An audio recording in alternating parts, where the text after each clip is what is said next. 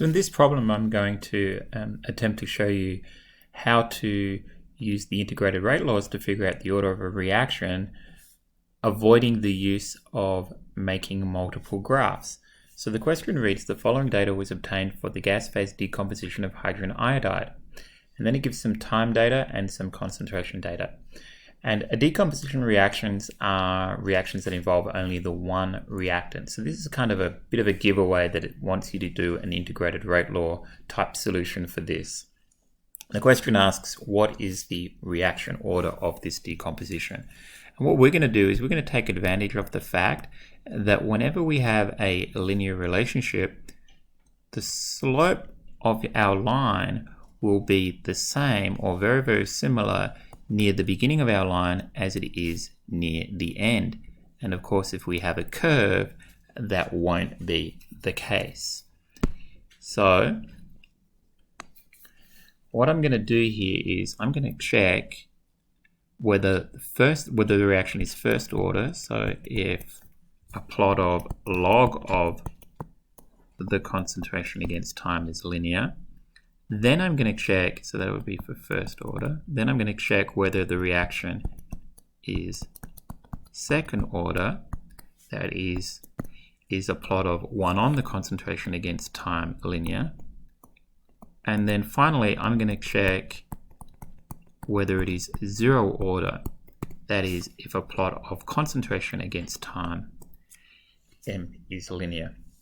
So the first thing that I'm going to want to do, I'm going to zoom in a little bit so I can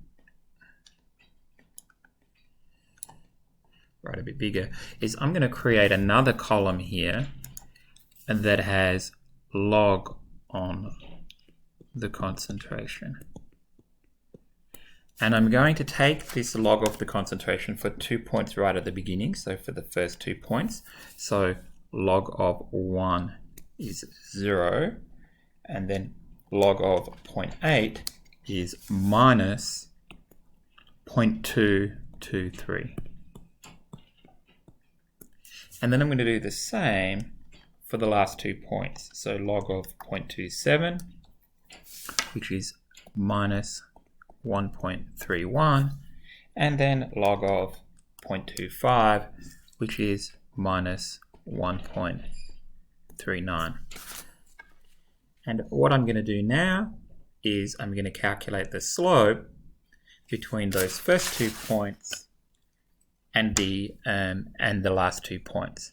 So remembering that it's always y step over x step, so I'm going to do minus 0.223 minus 0 divided by, and you've got to keep your time straight, 0.5 minus 0, and I'll calculate that in a moment. And then I've got minus 1.39 minus 1.31 over 6 minus 5.5. There we go. And let's see what we get there. And if that is linear, then those two slopes will be the same. So minus 0.223 minus 0 divided by 0.5 minus 0. That makes it nice and easy, doesn't it? And so it's minus 0.446. 0.446. Okay, and then the next slope, minus 1.39 minus 1.31 divided by 6 minus 5.5. And I got minus 0.16. So they are very different. They're not even approximately the same. So I know that this guy is not first order. So what I'm going to do now is I'm going to check, is it second order? And so I'm going to go through exactly the same process, but I'm going to do 1 on the concentration. So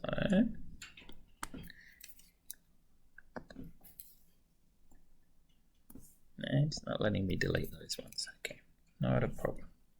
Let's select them. go. Okay, so now the same thing. So 1 on 1 gives me 1 for the first point. That's easy. And then 1 on 0.8 gives me 1.25. Okay, then I got 1 on 0.27 gives me 3.70. I can barely understand my writing there. It's hard writing on this screen. And then 1 on 0.25, well, that's going to be 4, isn't it?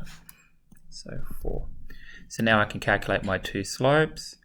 1.25 minus 1 over 0.5 minus 0. And that'll give us some answer. And then we got 4 minus 3.70 over 6 minus 5.5, and that'll give us some answer. So let's see what we've got. We've got 0.25 on 0.5. So that is obviously 0.5.